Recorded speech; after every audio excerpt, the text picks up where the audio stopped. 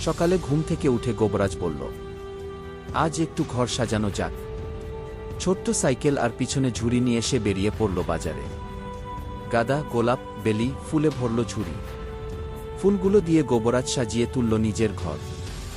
ঘরে ছড়িয়ে পড়ল সুবাস।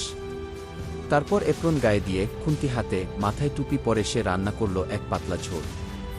মশলা, পেঁয়াজ, আদার শুনে জম্পেশ রান্না। গোবরাজ আরাম করে খেল।